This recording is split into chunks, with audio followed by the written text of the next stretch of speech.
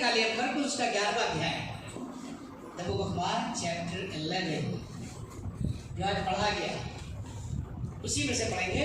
और मैं चाहता हूँ उसकी आयत को पढ़ेंगे, गौर करेंगे। आपको सबको मालूम है यीशु मसीह दाखिल हो रहे हैं, यरूशलेम में आ रहे हैं, लोग तरह तरह की बातें कर रहे हैं, हाथों उठा रहे हैं, नारे लगा रहे हैं, बहुत सन्ना कह रहे हैं, वगैरह वगैरह सब कुछ होने वाला है।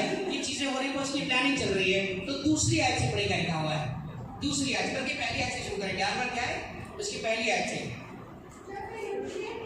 कोई जना माइक नहीं है, इधर से जोर आपको बाइबल नहीं है तो जो पढ़ो। जब वो यरूशलेम के नजदीक, जब वो यरूशलेम के निकट जैतून के पहाड़ पर बैतफगे हाँ और बैतनिय्याह के पास आए, बैतफगे और बैतनिय्याह के पास आए, तो उसने अपने शागिर्दों में से दो को भेजा। पहली बात तो इधर सिलेक्शन ऑफ द डिसाइपल्स, उसने शागिर्द ढेर सारे थे, उसके पास कितने थे? 12 थे, और फिर भी जिसका मतलब काम कौन से थे? 2 ही थे।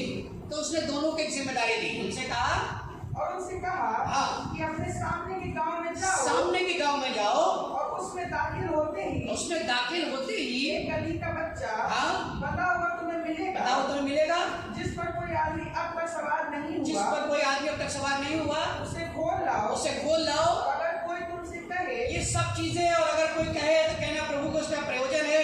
यहाँ से लेकर यहाँ तक में ढेरों बातें प्रचार हो चुकी हैं और बरसों बरस से प्रचार होती चली आ रही है। और आपको पता है परमेश्वर का वचन अटल है और कभी ना मरने वाला है। और जितने बार हम इसको पढ़ते हैं हर बार कुछ ना कुछ नया उसमें खुदाबाद में रखा होता है पहले से ही। और मैं धन्यवाद करना चाहता हूँ यहाँ से यहाँ तक के पैसेज में ढेरों में ऐसे लोग बने हैं और ढेरों बार आपने चीजें सुनी होंगी। उसने कहा कि गधी का एक बच्चा तुम्हें बंधा हुआ मिलेगा, तो फिर उसे खोल लाओ। अगर कोई तुमसे कहे, अब ध्यान देने योग्य बात सुनिएगा, अगर कोई तुमसे कहे कि तुम ये क्यों करते हो, तो कहना खुदा उससे प्रभु को इसका प्रयोजन है, खुदा को इसकी जरूरत है। इस पे भी आप प्रचार सुन चुके होंगे, इस लाइन पर भी प्रचार हो चुका है। थोड़ा और आगे बढ़िए। बस वो गए बच्चे को दरवाजे के नजदीक बाहर चौक पे बंधा हुआ पाया और उसे खोलने के 3 बातें इसमें से बताना चाहता हूँ। सबसे इम्पोर्टेंट बात यह है कि उसने चेलों को काम बताया और लिखा वो चेले गए। सबसे इम्पोर्टेंट काम यह है चेले गए, मिले चाहे कुछ ना पाए, काम हो जाए ना पाए, but how many times you are obedient, how many times you are obedient. He said कि तुम जाना सामने के गांव में। और धन्यवाद करता हूँ कि मैं और आप एक ऐसे परमेश्वर की आराधना करते हैं जो इतना सच्चा है कि जो कह देता है वही होता है। उसने कहा सामने के गांव में जाना और वहां तुम्हें गधी का बच्चा बंधा हुआ मिलेगा। मैं धन्यवाद करता हूँ कि सबसे इम्पोर्टेंट बात कि चेले गए, और दूसरी बात खास ये थी कि साथ उनको गधी का बच्चा बंधा हुआ मिला। और अभी सुनिएगा, कहानी में ट्विस्ट आ रहा है या मिरेकल आ रहा है। सुनिए आगे क्या लिखा हुआ है। मगर जो लोग वहाँ खड़े थे उनमें से बाज ने उनसे कहा कि क्या करते हो? गधी का बच्चा खोलते हो? हाँ। उन्होंने जैसा यीशु ने कहा था वैसा ही उनसे कह दिया बिना डरे। और दूसरी इंपॉर्टेंट बात, they have done very clearly, जैसा कहा गया था वैसे ही किया। पहली बात तो आज्ञा मानना, और दूसरी बात जैसा कहा जाए वैसा ही करना। हम लोग कई बार आज्ञा मानते हैं पर वैसा नहीं करते जैसा कहा गया, और कई बार हम जैसा नहीं कहा गया वैसा ही करते हैं और सुनते नहीं हैं। लिखा हुआ जैसा कहा गया था वैसा ही पाया, और जो यीशु ने कहा था वही उन्होंने बिना डरने से कह दिया। तब सुनिए आगे क्या हुआ। फिर उन्होंने उनको जाने दिया। The most important thing is this. और आज के समय में आपका ध्यान इसी बात में लेकर जाना चाहता हूँ कि प्रभु को इसका प्रयोजन है। ये तो बात वर्षों बरस से प्रचार होती चली आ रही है, पर क्या खास बात आपने देखी कि ये बात उन लोगों के लिए जो शायद यीशु को जानते भी ना थे, यीशु को पहचानते भी नहीं है, शायद उन्होंने बाइबल का अध्ययन नहीं किया, शायद वो चर्च में रेगुलर मेंबर भी नहीं है, ना उन्होंने उसकी निजात देखी है। पर धन्यवाद करना चाहता हूँ उसके बावजूद भी उनने एक काम उनको समझ में आया, और वो ये था कि जब चेलों ने कहा कि प्रभु को इसका प्रयोजन है, तो लिखा हुआ उन्होंने उन्हें जाने दिया। How many times you are ready to sacrifice your things for the Lord? आप कितने बार अपनी चीजों को फिलफोर जाने देते हैं? कोई बच्चा, जवान बच्चा शायद कहीं कैंप में गया, शायद किसी मीटिंग में गया, आप किसी मीटिंग में थे, आप कहीं आराधना में थे, आप किसी कन्वेंशन में थे, और आपको लगा और खुदा ने आपसे बातें करी, आपके बच्चे से बातें करी, आपके परिवार में बातें करी, और आप आए, बच्चा घर आया और बच्चा ने क्या कहा, पापा मुझे खुदा बाप ने छुआ है, मुझे वहाँ बड़ी बरकत मिली, उस खुदा की खातिर बड़ा अच्छा उपचार किया, और मैं भी काम करना चाहता हूँ, मैं खुदा की खिदमत करना चाहता हूँ, क्या आप मुझे बाइबल कॉलेज भेजेंगे? पापा ने एक तेरे ऊपर लाखों रुपए लगाए डिग्री के लिए, उसका क्या होगा? तुझे IIT भेजा, तुझे पता है 1.5 लाख रुपए मैंने घूस दी थी, तब तेरा एडमिशन हुआ और इतनी मुश्किल से तुझे वहां जगह मिली है, और क्या उसके बावजूद भी अब मैं तुझे बाइबल कॉलेज जाने दूं? आई थैंक द लॉर्ड कि ये लोग जानते नहीं थे यीशु मसीह को, पर उसके बावजूद उन्होंने आज्ञा का पालन किया। और लिखा हुआ उन्होंने फिल फॉर उर्दू वर्ड है, हिंदी में लिखा हुआ शीघ्र उन्हें जाने दिया, और किसी ने उन्हें रोका नहीं, किसी ने ये बात नहीं की, किसी ने कोई सवाल नहीं उठाया। मैं आज की सुबह आपसे पूछना चाहता हूँ कि कितने बार मैं और आप इतनी बातें फेथफुल है कि खुदा के लिए चीजों को करना चाहते हैं, खुदा के लिए चीजें फिल फॉर करते हैं। हम लोग कई बार खुदा के लिए कोई चीज करते हैं पर अटक के करते हैं। अच्छा चलो ठीक है, अब कह रहे थे, आए थे, चलो तो आज ये काम कर लेते हैं, चलो आज हम ये वाली चीजें कर लेंगे, चलो आज हम वो वाली चीजें कर लेंगे। क्या बताए, और उसी चीजें में, उसी उधेड़-बुन में, उसी आने जाने में, उसी व्यस्तता की वजह से सलीब आ नहीं पाती। ये आप नहीं सकते, अंदर की बात है। उन्होंने फिल फॉर से जाने दिया, उन्होंने फिल फॉर से दिया। मैं आपसे पूछना चाहता हूँ, आप कितने बार कहते हैं, आपने पढ़ा है कभी यशायाह की 6 अध्याय को घर जाके पढ़िएगा, उसमें एक जगह लिखा हुआ है यशायाह जिसके अंदर कोई काबिल नहीं थी, तमाम उसके अंदर चीजें थी, शायद उसका जुबान बहुत अच्छी थी, शायद चीजें उसकी बहुत अच्छी थी, शायद उसके अंदर रेवलेशन भी नहीं मिला है, शायद इतना बड़ा खालिद नहीं बना हुआ है, और वो तमाम चीजें उसमें थी, लेकिन लिखा हुआ एक दिन वो खुदा के रूह से भर गया और खुदा के हैकल, खुदा के हुजूरी में खड़ा हुआ था, और तब उसने देखा, उसने एक चिमटे से एक कोयला उठाया गया और उसके होठों को छू दिया। उसने कहा मैं तो अशुद्ध मनुष्य था, मगर अब मैं बोलने वाला बन गया हूँ। और तब उस वक्त खुदा की आवाज की कान में आई और उसने कहा कौन जाएगा मेरे लोगों के लिए, कौन जाएगा? यशायाह ने कहा प्रभु मुझे भेज, मैं जाऊंगा, प्रभु मुझे भेज, मैं जाऊंगा। आपसे पूछना चाहता हूँ, कितने बार आप डिसीजन लेते हैं कि हाँ मैं जाऊंगा, मैं करूंगा, मैं रहूंगा, मैं ये देखूंगा, मैं वो देखूंगा, मैं सब चीजें करूंगा, और ये सब चीजें में और आप अपनी जिंदगी में कभी कभी भूल जाते हैं, ध्यान नहीं रखते हैं, और यही कारण होता है कि हमारी जिंदगी इतनी ज्यादा खूबसूरत नहीं बन पा रही, क्योंकि हम काम तो कर रहे हैं पर फिल फॉर नहीं कर रहे, शीघ्र नहीं कर रहे, सही से नहीं कर रहे, आज्ञा के अनुसार नहीं कर रहे, जैसा प्रभु ने बताया वैसा नहीं कर रहे। उसने कह दिया था सामने के गांव में जाना, तो उन्होंने ये नहीं कहा यार उन्होंने तो कह दिया, अब उधर टेम्पो तो मिलता नहीं है, चलो हम लोग इधर वाले गांव से प्रोग्राम खराब नहीं किया। उसने कहा सामने के गांव में जाना, तो सामने के गांव में। उसने बता दिया था कि गधी का बच्चा तुम्हें बंधा हुआ मिलेगा, तुम्हें उसे खोलना है। पर कितने बार मैं और आप खुदा के साथ रहने के बावजूद भी शायद हम आज्ञा तो पालन कर रहे हैं, पर हो सकता है इतने मैच्योर, इतने ट्रेंड नहीं हो पाए हैं कि किसी बंधे हुए को खोल पाए। या आगे देखिएगा, हम उनके अंदर नहीं आएंगे, हाँ हमारा जाओ तो कोई धक्का देता है, कोई उठा देता है, कोई बुझा देता है, कोई ये करता है, कोई लुढ़का देता है, कोई सीधा खड़ा कर देता है। ये सब होते कहा है भैया, अभी तक तुम्हें खोलना नहीं आया, अभी तक तुम बंधे हो, तुम खुद बंधे हो, तुम क्या खोल पाओगे? बातों से तुम भी खुद खड़े बंधे हुए लग रहे हो, खोल क्यों नहीं पाए? क्योंकि शायद मैं और आप उसकी हुजूरी का एहसास अपनी जिंदगी में उस तरीके से नहीं करते जैसा वो मुझे आपको देना चाहता था। उसने सिर्फ एक कोयला उठाया और खाली उसको छू दिया होठों से, और यशायाह इतना बड़ा खादिम बना, इतना बड़ा भविष्यवक्ता बना। आप खुदा के आपको पढ़ के देख लिए, ये कमजोरी इसीलिए होती है। और उसने कहा सामने के गाँव में जाना और गधी का बच्चा बना मिलेगा और तुम उसे खोलना, और जब लोग कहें तो फौरन तलवार निकालना और खप से मुचड़ देना उसके, है ना? बदतमीज मेरे रास्ते में आता है, खबरदार मेरी बात को रोका। झंझट करने के लिए नहीं कहा उसने, कहीं का झंझट करना नहीं, झंझट करना। उसने क्या कहा? खाली इतना सा तुम कह देना। अब सोच देखिए, इनको लग रहा होगा अब्बा तो वहां बैठे होंगे, हमको गांव में भेज दिया, वैसे ही दिनों में इतना कुछ चल रहा है, हमने एक भी लेट की मीटिंग कैंसिल नहीं करी। और सबसे आखिरी वाली बहुत खतरनाक जगह बनी, आप समझ नहीं सकते। वहां से आने के बाद जिन लोगों ने फीडबैक दिया है तो हमने कहा अच्छा ऐसा होता है, आप समझ नहीं सकते, सच बता रहे हैं। लेकिन बिना डरे आराधना करिए, डर के करिए, डर के करिए, बिना डरे आराधना करिए। इसलिए मैं बता रहा हूँ, लेकिन ऐसे नहीं मुझे सामने के गांव में जाना, हमने कहा देखो यार वो अपना तो वहां बैठे, आपको गांव भेज दिया, ऊपर से कह रहे खोलो। अब बताओ जब किसी की प्रॉपर्टी तुम खोलोगे तुम्हारा टंटा तो होगा ही होगा, अंडरस्टूड टंटा होगा। भाई किसी के गधे के बच्चे को खोल रहे हो और वो भी बगैर पैसा लिए जा रहे हो, तो टंटा तो होना लाजमी है।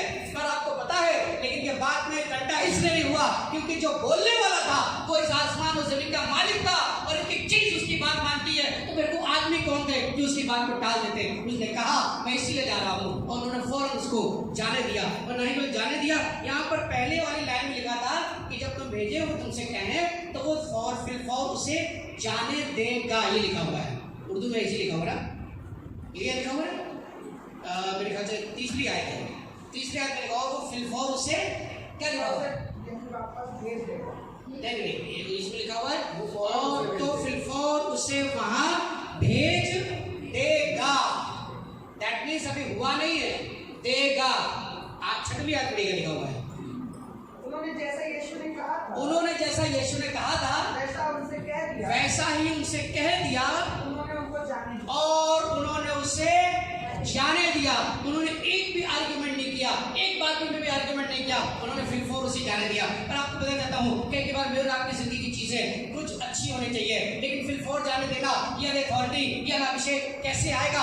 आसमान का खुदा तुमसे काम लेना चाहता है, मगर तुम्हें कैसा बनना है? तुम उसके काम के कैसे बन सकते हो? तुम्हें क्या करना पड़ेगा? सुनिएगा, बीच में जो लाइन स्किप करी गई और वो लाइन की दूसरी आयत पढ़िएगा, लिखा हुआ है दूसरी आयत पढ़िए, और उसके बाद 2-3 बातें एक चीजें बताऊंगा गधे के संबंध में, और फिर हम लोग खत्म करेंगे। सुनिएगा कहेगा, दूसरी आयत पढ़िएगा, क्या लिखा हुआ है? और उनसे कहा कि अपने सामने के गांव में जाओ जी, और उसमें दाखिल होते ही जी, एक गधा का बच्चा तुम्हें मिलेगा, गधा का बच्चा मिलेगा, बंधा हुआ तुम्हें मिलेगा। 3 बार मिल गया। जिस पर कोई आदमी, जिस पर कोई आदमी अब तक सवार नहीं हुआ होगा। आपको बता देता हूँ, दूसरी बात यह भी है कि आसमान के खुदा के जब कोई चीज ऑफर करो तो उसमें कोई भी मिलावट नहीं होनी चाहिए। वो ऐसी चीजें चाहता है जो बिल्कुल प्योर हो। लिखा हुआ जिस पर कभी कोई सवार नहीं हुआ होगा। That means God wants untouched and very Holi things. उसको ऐसी चीज चाहिए जिस पर कभी कोई सवार ना हुआ हो। पर हम लोग कई बार कितनी चीजें मैं आपको बता सकता हूँ, मुझे माफ कीजिएगा, कहीं ना कहीं फिट हो जाएगी, शायद आप नाराज हो जाएंगे। कितनी चीजें आपको बता सकता हूँ जो आसमान का खुदा चाहता है कि तुम करो। उसने कहा ऐसी चीजें लेकर आना जिस पर कभी कोई सवार ना हो, जिसको किसी ने टच तक ना किया हो।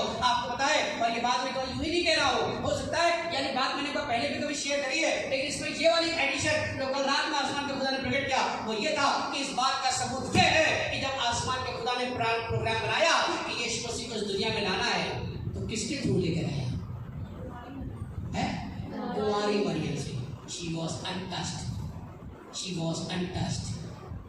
वो उसको छुई हुई नहीं थी, किसी आदमी ने उसको छुआ नहीं था, किसी आदमी के साथ वो हम बिस्तर नहीं हुई थी। वो पाक रूह की वसीले से गर्भवती हुई और उसका यीशु का जन्म उस मरियम के थ्रू हुआ। ठीक उसी तौर से आसमान का खुदा ने ये सुनाया कि मुझे सवारी करनी है, मैं ऐसी चीज चाहता हूँ, मैं एक कुर्बानी चाहता हूँ, मैं एक आदमी चाहता हूँ, मैं ये चीज चाहता हूँ, लेकिन ऐसा जिस पर कभी कोई सवार ना हुआ हो, जिसको कभी किसी ने यूज ना किया हो। हम तो अपनी जिंदगी में खुदा के घर में वही चीजें निकालते हैं जो सारे जहान में कहीं यूज नहीं पाते। ऑफरिंग में सारे वो वाले नोट जो शायद कहीं चलते, पेट्रोल पंप वाला भी रिजेक्ट कर देता है। कलेक्शन है मेरे पास पूरा रखा हुआ है। आई एम वेरी सॉरी, माफ कीजिएगा। कभी आपको आवश्यकता पड़ी तो आसमान को खुदा वैसे ही फटे फटे आपको भी देगा, क्योंकि आपने डिपॉजिट वही किया है। हम सारी चीजें तनख्वाह मिली, सब हिसाब किताब, ये दूध वाले का, ये पेपर वाले का, ये केबल का, अरे वाईफाई तो बहुत आवश्यक है। सबसे पहले वाइफ को दो चाहे तो, पर वाईफाई को पहले दो। वाइफ बेचारी चिल्लाते रहे, उसको बाद में दो, पर पहले वाईफाई का दो। वाईफाई ज़्यादा जरूरी है। सब कुछ देते, उसके बाद अरे क्या होता है, अरे इस बार हम सोच रहे थे भाई साहब देखो कितने संडे से घर है, हम लोग कारपेट लगाना चाहते हैं, टीवी खरीदना चाहते हैं, ये करना चाहते हैं, तो सोच रहे थे, लेकिन क्या होता है अब कुछ बचा तो नहीं, इस बार भी बिजली दे पाएंगे। अनटच्ड, सब कुछ उसने पहले यूज कर लिया, अब बचा क्या है? और उसके बाद खुदा बाप बीमारी आ गई है घर में, 1.5 लाख रुपए चाहिए, तो कहेगा हेलो कार्ड डालो अपने एटीएम में। आपने कार्ड डाला है, उसने पासवर्ड भी बता दिया, पासवर्ड था मिरेकल इन जीसस नेम, ये पासवर्ड था। आपने पासवर्ड भी डाल दिया, उसमें लेके आया एक्सेस देना है, योर बैलेंस इज, मैंने कहा मैं तो ना हाथ मारा हूं, दर्द हो रहा था, मैं कुछ नहीं कर रहा हूं। एटीएम एक्सेस डिनाइड लिख के आ गया, nothing is there in your account because you have not done this. Untouched. Maryam को उसने चूज किया, इसके द्वारा मैं दुनिया में आऊंगा। और दूसरी बात, गधे को उसने चुन लिया कि मैं गधे से अपनी महिमा सिद्ध कराऊंगा। मैं आपको बताना चाहता हूँ उसने गधे को चुना। क्यों चुना? जैसे अभी दोनों बच्चों ने अलग चीजें खूबसूरत बताई और एक ही बात को आगे बढ़ाते हुए उसमें से कैरी ऑन करना चाहता हूँ। आपको बताना चाहता हूँ गधे को चुना। गधे कभी कभी बहुत काम के होते हैं, बहुत काम होते हैं। लिखा हुआ है, आप कभी पढ़िएगा, दूसरा राजा में किस्सा दिया हुआ 4वें अध्याय में, और लिखा हुआ है कि वो एक बेटा था, बहुत अरसे के बाद बेटा मिला था, और उसके बाद कुछ ऐसा हुआ, बेटा खेत में काम कर रहा था, उसके सर में दर्द हुआ और बेटा इतना एक्यूट पेन हुआ कि बेटा मर गया। कि वो मर गया तो उसकी माँ ने काम किया, उसने अपने बेटे की लाश को लिया और एक जगह पर रखा और लिखा हुआ दरवाजा बंद कर दिया। सबसे इंपॉर्टेंट बात यह है कि मरा हुआ बच्चा था तो चाहती तो खोल सकती दरवाजा कि पड़ोस के अंकल आएंगे, आंटी आएंगी, आकर अपना आंचल उठाएंगे, रोएंगे, हाय रे जवान बच्चा चला गया। ये सब पूरा बोलने का उसने कोई फिक्र नहीं करी। मुझे सबसे इंपॉर्टेंट काम किया, उसने दरवाजा बंद किया और उसके बाद अपने आदमी से कहा कि तेरे पास क्या है, तेरे पास जो लोग काम करते हैं उनमें से ऐसा कर, एक गधा मेरे पास भेज दे और मैं गधे पे बैठ के जाना चाहती हूँ। मैं धन्यवाद करना चाहता हूँ कि इस औरत ने दूसरा अकलमंदी का काम किया कि उसने गधे को चुना कि गधे पे बैठ के जाऊंगी तो डेफिनेटली वहां तक पहुंच जाऊंगी जहां मैं जाना चाहती हूँ। क्योंकि घोड़े की जो फितरत होती है वो ऐसी वाली होती है कि वो दाएं बाएं बहुत इधर उधर भटक जाता है जल्दी। इसीलिए उसके यहाँ पर देखा ना कभी क्यों लगाया जाता है, क्यों लगाया जाता है? ताकि वो दाएं बाएं ना देखे। पर अगर वो पट्टा हटा हुआ हो तो उसकी फितरत ये है कि वो इधर भी देखेगा और उधर भी देखेगा। और आप निकले थे और कहीं और के लिए ले गया कहीं और, आप कहते हैं अरे भैया हैलर जाना है विजिट के लिए, वो आपको मदराज ले गया। भैया हम ऐसे ही जाते हैं, ऐसे ही करते, ये करते, और तमाम वो चीजें ऐसी हुई जिसकी वजह से सब चीजें खराब हो गई और उसके कारण आसमान के खुदा का प्रोग्राम खराब हो जाता। पर मैं धन्यवाद कर देता हूँ, उसने गधे को चुनाव कहा इस पर बैठकर और दूसरा अकलमंदी का काम किया कि I will go and meet the man of God. सबसे पहले जाऊंगी और खुदा के खादिम से मिलूंगी।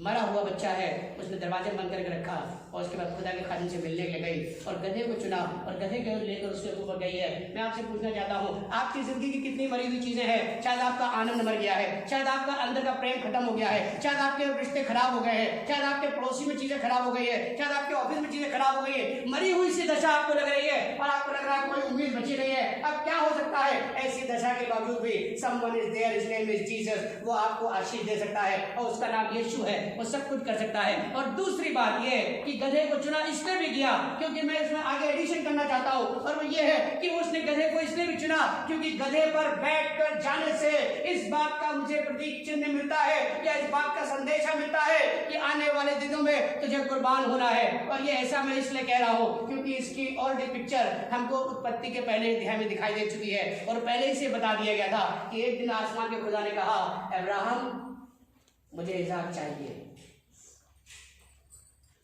तो इब्राहिम ने फौरन बोला बुक करी। क्या लिखा हुआ है? उसने सवेरे तक उठा और उसने गधे पर काठी कसी और अपने बेटे को लिया और लेकर वो धीरे धीरे वो मोरिया पर्वत की तरफ चल पड़ा।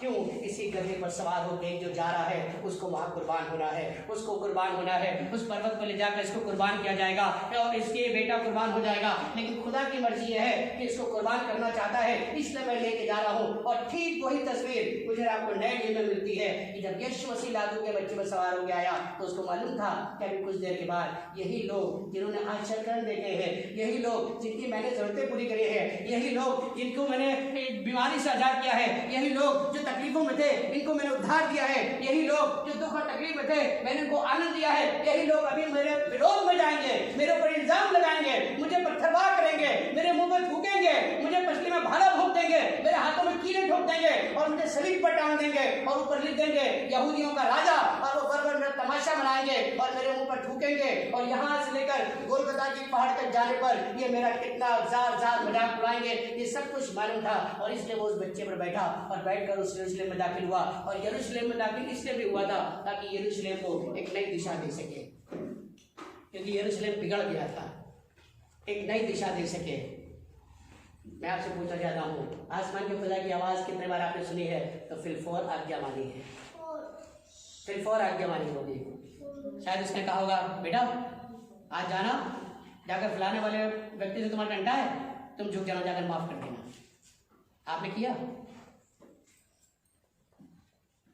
उसने कहा होगा बेटा देखो मैंने उसको तुम्हारे पर रखा है, खुदा का खालिम है, मैंने उसको तुम्हारे पर रखा है और ये तुम्हारी जितनी बातें बताएगा I will you must go through this. अरे ठीक है, उनका क्या तो कहते रहते हैं, उनसे ज्यादा हमें आता है। फिर फोन नहीं किया तुमने, लेकिन यीशु मसीह ने कहा और तुम्हें जाने देंगे।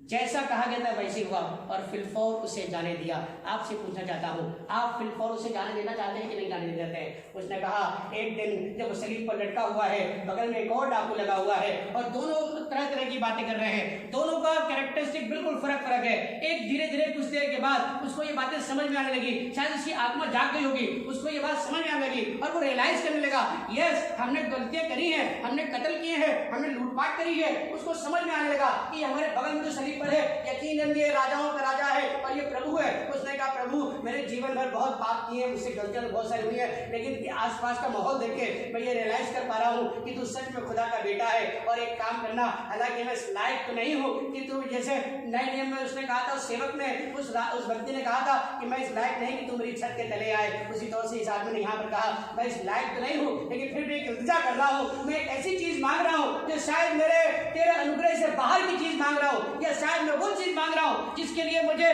शायद मुंह खोलना या शब्द बोलना भी नहीं चाहिए, क्योंकि मैं इसमें से कहीं भी डिजर्व नहीं करता हूँ, लेकिन फिर भी एक काम करना, जब तुमने राज में आना तो मेरी स्तुति लेना। यीशु मसीह ने कहा ठीक है मैं विचार करूंगा।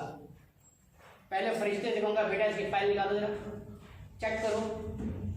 आपको बताना चाहता हूँ कितने बार मेरे इसी जवान बच्चों से ऐसे लोगों से मुलाकात होती है जो चीजें ऐसी गलतियां कर देते हैं, उसके बावजूद भी मैं उन्हें दिल से प्यार करता हूँ और इसलिए अवॉइड कर देता हूँ, इसलिए उन चीज़ों को नजरअंदाज इसलिए कर देता हूँ ये सोच के कि खुदा अगर आज मैंने कोई खराब चीज़ दी, आज मैंने अगर अपना दिल सख्त किया, आज अगर मैंने उनकी गलतियों को ऐसे उजागर किया, आज मैंने अगर पनिशमेंट दिया, आज अगर मैंने यह काम किया तो तेरा प्रोग्राम खराब हो जाएगा। क्या पता तेरी मर्जी ये है कि तू मुझे ये सिखा रहा है कि मैं माफ करना सीखूं और प्यार करना सीखूं, और क्या पता तू उसे ये सिखा रहा है कि वो मेरा एग्जाम दे और एक दिन आसमान का खुदा दोनों पर फजल करेगा।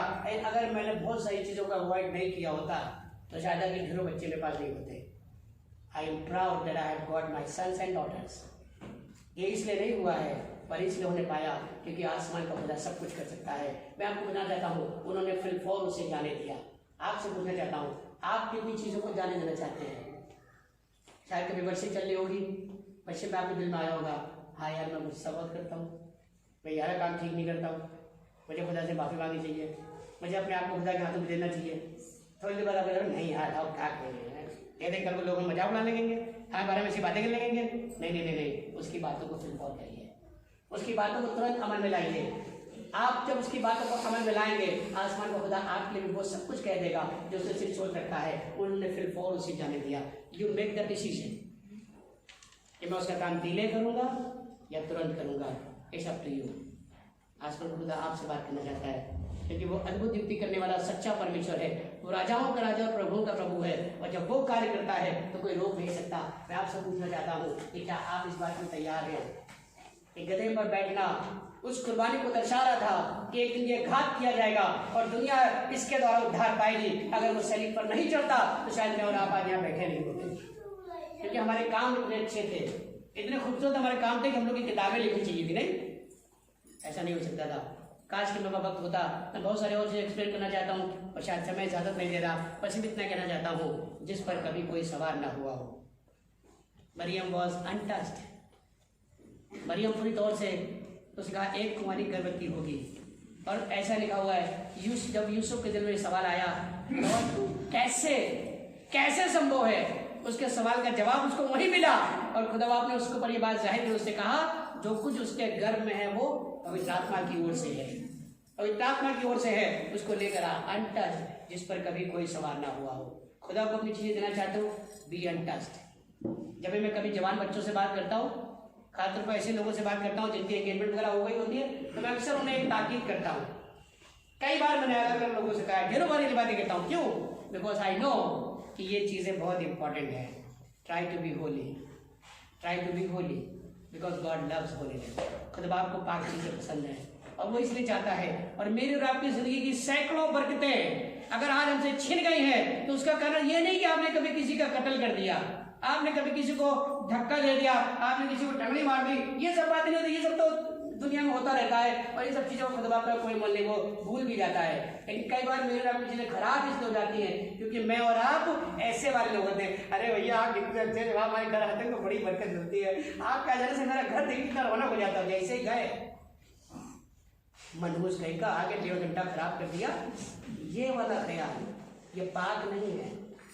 ये ख्याल जो तुम्हारा यहाँ है ये पवित्र नहीं है। मुंह पे शायद तुम मेरे लिए बहुत सारी अच्छी अच्छी बातें कहते हो, लेकिन पीठ पीछे शायद कुछ ऐसा कहते हो तो शायद मैं तो नहीं सुन पाया, पर मैं रेफरेंस बता सकता हूँ लेकिन बताऊंगा नहीं, ताकि आपके पास क्यूरियोसिटी घर जाके एक आई ढूंढिएगा। तो उसमें लिखा हुआ है और खुदा के लोगों ने आपस में बातें करी, और उसके आगे क्या लिखा हुआ है? और यहोवा ध्यान धरकर उनकी सुनता था। क्या तुम कह रहे थे जोने के लिए अपने घर में अकेले में अपनी बीवी से? यहोवा सब सुन रहा था। वो जाके बता देगा बेटा अलर्ट रहना इससे, ये मुंह का अच्छा है लेकिन इसके दिल में तुम्हारी ठीक नहीं है, वो सब कुछ बता देगा। Because God is great God. Bible लिखा हुआ ऐसा कुछ नहीं है जो खोला नहीं जाएगा, क्योंकि खुदा के पास सब सारे अधिकार है।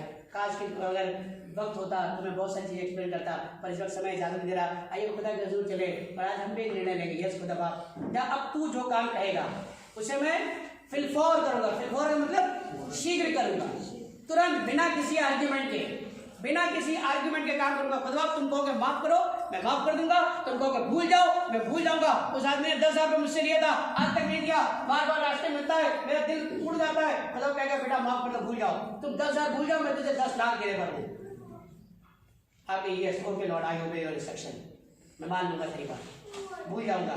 रास्ते में जब कहीं मिलेगा उसके साथ बैठूंगा, चाय पीऊंगा, उससे बातें करूंगा, उसके लिए सब कुछ करूंगा, लेकिन पैसे की बात नहीं करूंगा, क्योंकि आप मेरा मुकदमा तेरे हाथों में है। और आसमान का खुदा जब जजमेंट करेगा तो शायद आप 10,000 के लिए झंझट कर रहे हैं, आसमान का खुदा तुझे 10 लाख देने की पूरी करता है। वो ऐसा परमेश्वर है। सिर्फ उसकी आज्ञा मान के तो देखो, उसकी बातें मान के तो देखो। लिखा हुआ उसके नियम सीधे और विश्वास योग्य है और मानने में सच्चे हैं, और जो उनको मान लेते हैं उन पर दया की जाएगी। खुदा को बड़ी बरकत दे। आकाश की आज के इस त्यौहार में मैं और आप मिलकर यह बात सीखेंगे कि जैसा उसने कहा है मैं शीघ्र करूँगा। जब जब उसका ख्याल में दिल में आएगा, खुदा मुझसे कहे ये काम कर दो, मैं देर नहीं लगाऊंगा। Yes Lord okay I will do it, और खुदा कर देगा। आइए उसको जरूर चले और दुआ मांगे। कुछ चीज़ों को स्किप कर रहा हूँ, किसी और टाइम में आपके साथ शेयर करेंगे। और आज अभी इस वक्त मंच माहौल ऐसे इजाज़त नहीं दे रहा, इसलिए आइए दुआ करें और उसके नाम को धन कहेंगे। धन्यवाद यीशु मसीह, धन्यवाद यीशु मसीह, धन्यवाद, धन्यवाद यीशु मसीह, धन्यवाद, धन्यवाद यीशु मसीह, धन्यवाद प्रभु यीशु मसीह, धन्यवाद, धन्यवाद।